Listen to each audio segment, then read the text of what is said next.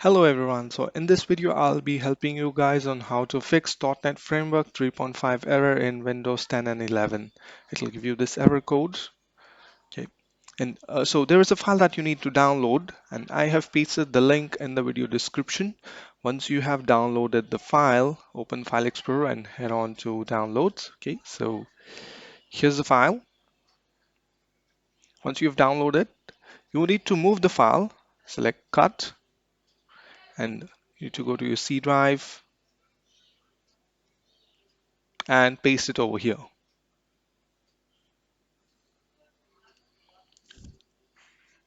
Click on Continue. Okay, now we'll close it.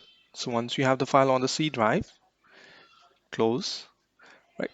Now go to search and search for CMD. That is command prompt, CMD.